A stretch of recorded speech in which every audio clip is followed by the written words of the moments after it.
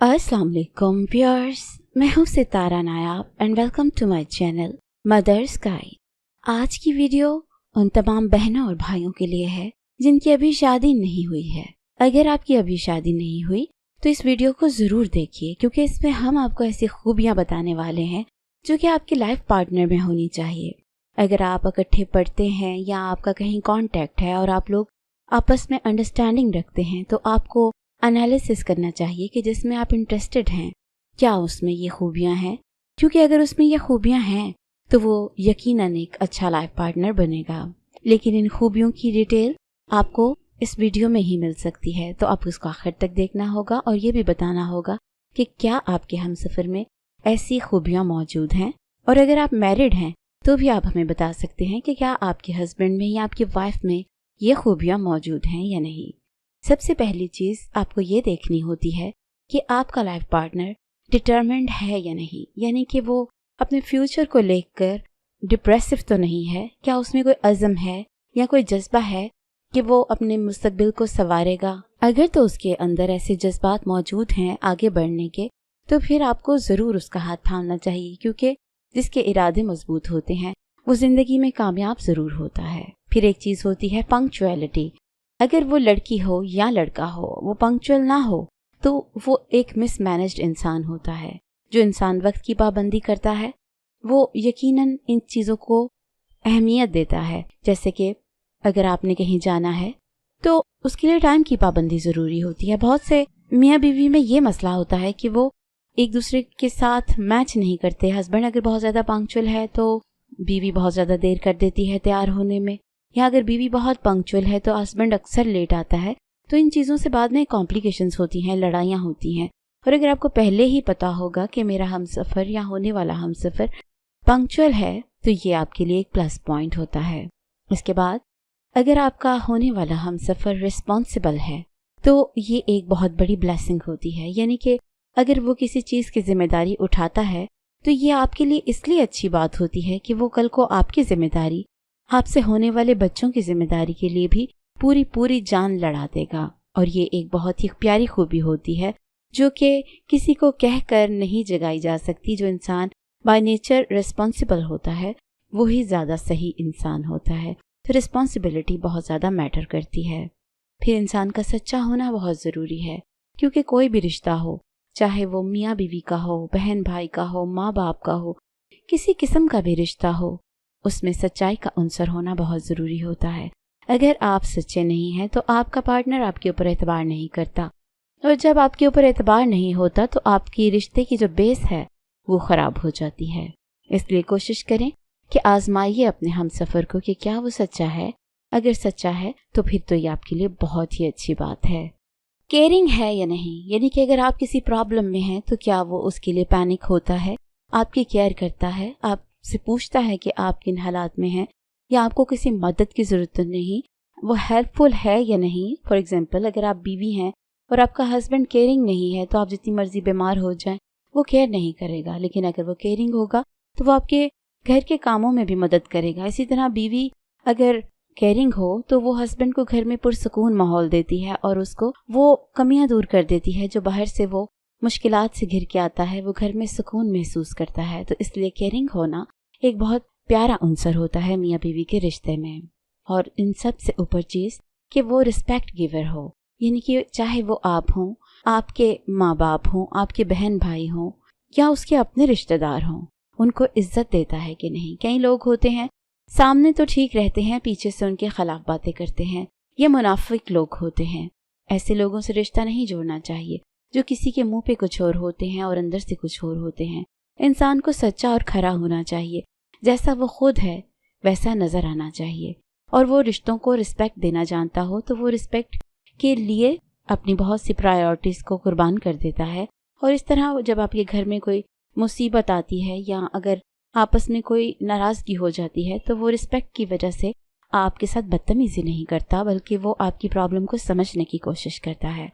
तो रिस्पेक्ट होना रिश्ते में बहुत ज़्यादा ज़रूरी होता है।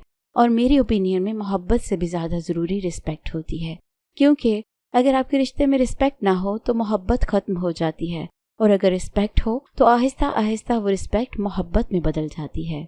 फिर अगला जो عنصر ہے وہ ہونا چاہیے کہ وہ اپنے جذبات کا اظہار کرنا چاہتا ہو.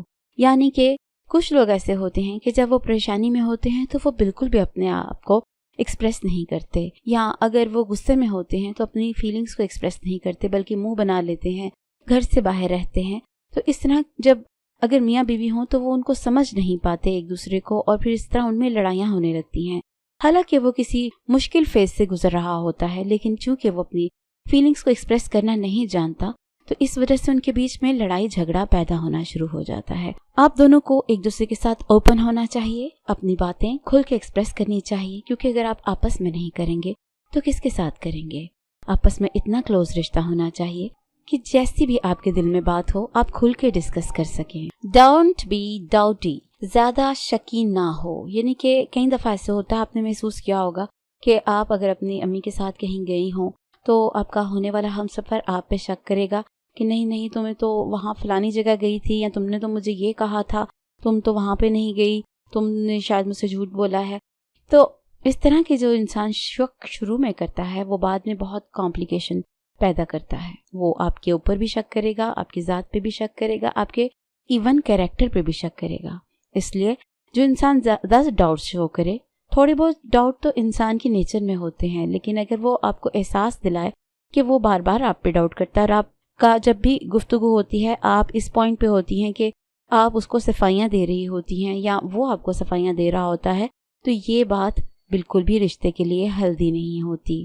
پھر یہ کہ انڈرسٹینڈنگ ہو. کئی دفعہ ایسا ہوتا ہے کہ ہسبینڈ کسی اور مزاج کا ہوتا ہے اور وائف کسی اور مزاج کی ہوتی ہے, تو وہ ایک دوسرے کو انڈرسٹینڈ کرتے ہی نہیں ہیں, ایک دوسرے کی فیلنگ کو انڈرسٹینڈ نہیں کرتے. اگر آپ دونوں کی انڈرسٹینڈنگ ہو, یعنی کہ آپ کو پتا ہو کہ اس وقت یہ دکھی ہے, اس بات سے یہ اپسیٹ ہو جاتا ہے, اس بات سے یہ خوش ہو جاتا ہے, یا اس بات پہ مجھے رک جانا چاہیے, اس بات کو میں بولوں گی تو وہ ناراض ہو جائے گا, تو یہ انڈرسٹینڈنگ ہوتی ہے کہ آپ اس کو سمجھ چکی ہوتی ہیں کہ وہ کیسا ہے. اگر یہ عنصر آپ کے رشتے کے بیچ میں موجود ہے تو پھر یہ ایک ہیلدی رشتے کی بنیاد رکھے گا. Not too much argue. چاہے وہ عورت ہو چاہے وہ آدمی ہو, اگر وہ آپ کے ساتھ بہت زیادہ بحث کرتا ہو تو یہ آپ کے لیے اچھا نہیں ہوتا, کیونکہ یہ وہ لوگ کرتے ہیں جو اس کمپلیکس کا شکار ہوتے ہیں کہ جو میں کہتا ہوں وہ ٹھیک ہے. وہ دوسرے کو کبھی بھی جیتنے نہیں دیتے اور وہ زیادہ سے زیادہ بحث کر کے اپنا پوائنٹ پروو کرتے ہیں, جبکہ ایک جو ہیلدی ڈسکشن ہوتی ہے اس میں آپ کو کبھی کسی کی بات سننی بھی چاہیے اور کہنی بھی چاہیے. اگر آپ کا ہونے والا ہمسفر بہت زیادہ بحث کرتا ہو اور اس کا ٹارگٹ یہی ہوتا ہو کہ بحث میں ہی جیتوں, تو یہ عادت آپ کے لیے آگے اچھی ثابت نہیں ہوگی. Not too much taunting. بہت زیادہ طنز نہ کرتا ہو. کئی لوگوں کی عادت ہوتی ہے, چاہے وہ فیمیل ہو چاہے وہ میل ہو, وہ بہت زیادہ طنز کرتے ہیں. طنز کبھی کبھی تو اچھا لگتا ہے, وہ گفتگو کو نکھارتا ہے.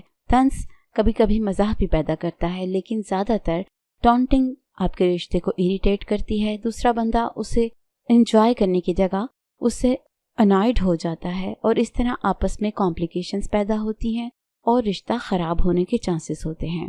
گیونگ اسپیس, یعنی کہ اگر ایک انسان کو دونوں میں سے اگر تھوڑی پرائیویسی چاہیے ہو یا تھوڑی دیر تنہائی چاہیے ہو تو دوسرا بندہ اس کو اسپیس دے. کئی دفعہ ایسے ہوتا ہے کہ کئی عورتیں اتنی چپکو قسم کی ہوتی ہیں کہ ہسبینڈ کو تھوڑی اسپیس چاہیے ہوتی ہے تو وہ اس کو ذرا بھی اسپیس نہیں دیتی, سر پہ سوار ہو جاتی ہیں. یا ہسبینڈ اتنے زیادہ پوسیسو نیچر کے ہوتے ہیں کہ وہ بیوی کو ذرا بھی اسپیس نہیں دیتے کہ وہ کہیں پہ آ جا سکے, کہیں پہ اکیلی بیٹھ کے ہنس کھیل لے. تو اس طرح کی جو نیچر ہوتی ہے وہ بعد میں لڑائی جھگڑے کا سبب ہوتی ہے. اگر آپ ایک دوسرے کو اسپیس دینا جانتے ہوں گے تو اس کا مطلب یہی ہوتا ہے کہ آپ اس کے ایموشنز کو سمجھتے ہیں اور آپ اس کی کیئر کرتے ہیں. Helps to grow. اگر آپ اپنے ہسبینڈ کو یا اپنی وائف کو آگے بڑھنے میں مدد دیتے ہیں, روکتے ٹوکتے نہیں, پابندیاں نہیں لگاتے, تو پھر یہ ایک ہیلدی رشتے کی نشانی ہوتی ہے. آج کل کے دور میں میاں بیوی کو ساتھ مل کر کام کرنے کی ضرورت ہوتی ہے. اگر ہسبینڈ آپ کے اوپر ناجائز پابندیاں لگاتا ہے, شک کرتا ہے, تو آپ آگے گرو نہیں کر سکتی. اگر آپ اپنے ہسبینڈ کے اوپر بات بات پہ شک کریں گی, ان کو بار بار سے ڈسٹرب کریں گی کہ یہ نہ کرو وہ نہ کرو, تو اس طرح سے رشتہ گرو نہیں کرتا اور آپ کبھی بھی اس رشتے میں خوش نہیں ہوتے. آپ کو یہ فیلنگ آتی ہے کہ آپ اس کے بہت زیادہ باؤنڈ ہیں, یا آپ جکڑے ہوئے ہیں, یا آپ کسی قید میں ہیں. تو ایک اچھے رشتے میں ایسا نہیں ہونا چاہیے. ہر دو انسانوں کو آزادی حاصل ہونی چاہیے. ڈونٹ بی سو پوسیسو. کئی آدمی بہت زیادہ پوسیسو ہوتے ہیں और वो अपनी बीवी को कहीं भी आने जाने नहीं देते। इसकी वजह से बीवी को एक अच्छी फीलिंग नहीं आती, उसको इसमें मोहब्बत नज़र नहीं आती, वो इससे इरिटेट होती है। कई दफ़ा वो अपनी हम जोलियों में, अपनी कज़न्स में, अपने बहन भाइयों में इस चीज़ से शर्मिंदगी महसूस करती है कि शायद इसके हस्बैंड को इसके ऊपर यकीन नहीं है जो वो इसके सर पे सवार रहता है। या इसी तरह अगर एक औरत अपने हस्बैंड पे बहुत ज़्यादा पोसेसिव हो तो हस्बैंड बहुत झल्ला जाता है, वो घर आने से कतराने लग जाता है, वो बीवी से बातें शेयर करना छोड़ देता है कि ये तो बहुत ही पोसेसिव है। इसलिए एक दूसरे को स्पेस देकर अपने बहुत ज़्यादा हक ना जताए जाएं। जितना कोई आपको स्पेस दे उतना हक जताना बेहतर होता है। Stick to commitment. अगर आपका हमसफ़र अपने वादे का पूरा है तो ये ज़िंदगी में एक निकाह के कमिटमेंट को भी निभाएगा और उसके लिए हर अच्छा इकदाम करेगा। इसलिए अगर आपने ये महसूस किया कि जब भी वो कमिटमेंट करता या करती है और उसको पूरा करती है तो ये एक बहुत प्लस पॉइंट होता है। अगर किसी आपके हमसफ़र होने वाले में ये 15 क्वालिटीज़ मौजूद हैं तो वो एक आइडियल हस्बैंड होने का या एक आइडियल वाइफ होने का रोल अदा कर सकती है। लेकिन चूँकि हर इंसान परफेक्ट नहीं होता, इन 15 में से 10 खूबियाँ भी मौजूद हों तो भी आपके लिए एनफ है। लेकिन अगर इनमें से ज़्यादातर खूबियाँ मौजूद नहीं हैं तो फिर आपको ये जहन तैयार कर लेना चाहिए कि आपकी आने वाली ज़िंदगी में लड़ाइयाँ भी होंगी और आपकी ज़िंदगी में मायूसी भी होगी और आप किसी जगह पे आकर पछताएंगी भी। तो ऐसा ना हो तो आप ये चीज़ें जहन में रखिए और उन बहनों और भाइयों के साथ ज़रूर शेयर करें जो किसी रिलेशन में हैं या जिनकी मंगनी हो चुकी है, ताकि वो अपने होने वाले हमसफ़र को जान सकें। और अगर आप जवान बच्चों के माँ बाप हैं तो आप अगर खुद रिश्ता देखते हैं तो आपको भी यही चीज़ें नोट करनी चाहिए। बहाने बहाने उनसे कमिटमेंट करवानी चाहिए। आप उनसे डिस्कशन करें, मुख्तलिफ टॉपिक्स के ऊपर बात करके इन पॉइंट्स को जहन में रख के, तो आपको समझ आ जाएगी कि होने वाला दामाद या होने वाली बहू किस तरह के ख्यालात की हामी है।